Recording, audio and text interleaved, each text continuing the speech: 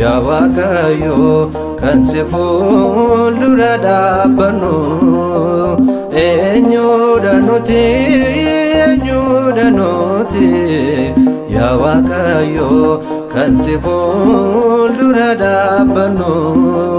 kan kanaan nu ga'u qulqullummaan qabnu kan kanaan nu ga'u qulqullummaan qabnu eenyudha nuti yaa Waaqayyo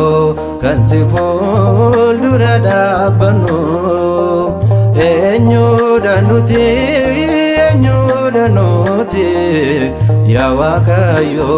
kan si fuuldura dhaabbannu kan kanaan nu ga'u qulqullummaan qabnu kan kanaan nu ga'u qulqullummaan qabnu.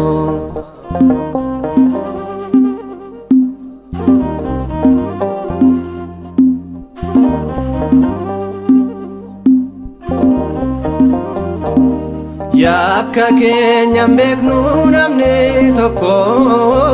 si malee yaa Gooftaa dhufne sitti mannaa sin dhoksinu hundumaa beektaa ol jechuu dadhabne boquu buusne baay'inaa cubbuune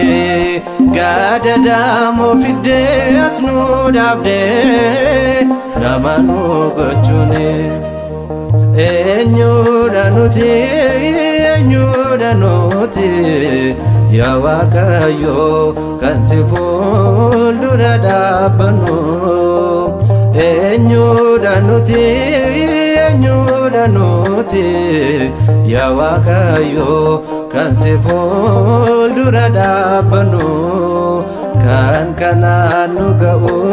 qulqullummaan qabnu kan kanaan nu ga'u qulqullummaan qabnu.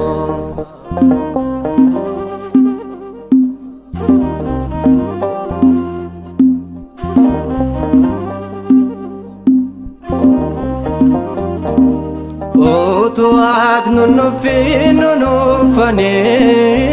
mana kee keessatti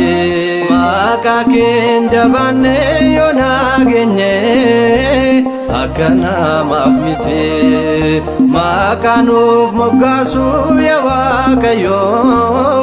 maqaa nuti hin qabne nu ammaatti malee Gooftaa keenya nuti yoon qophoofne eenyudha nuti yaa Waaqayyo kan si fuuldura dhaabbannu eenyudha nuti yaa Waaqayyo kan si fuuldura dhaabbannu kan kanaan nu ga'u qulqullummaan qabnu kan kanaan nu ga'u qulqullummaan qabnu.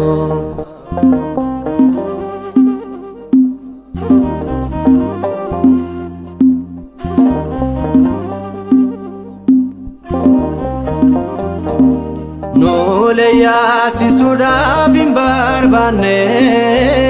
ati guyyaa tokko rakkanna yoo dhufne nunuufine ati gaafa rakkoo ati ergaa nu waamtee nun gaatine yaa Waaq baadhuun feeno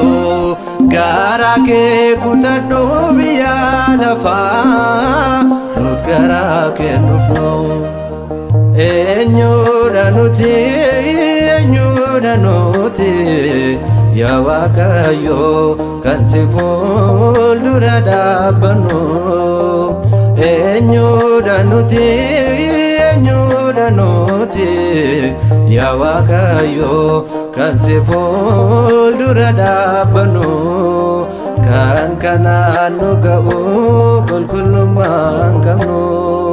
kan kanaan nu ga'u qulqullummaan qabnu.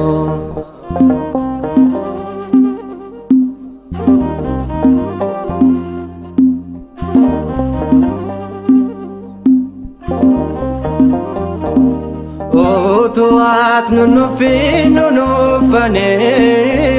mana kee keessatti maqaa keen jabanne yoo nageenye akka namaaf miti maqaa nuuf moggaasu yaa Waaqayyo maqaa nuti hin qabne nu waamatte malee gooftaa keenya nuti yoon qoqqofne eenyudha nuti yaa Waaqayyo kan si fuuldura dhaabbannu eenyudha nuti yaa Waaqayyo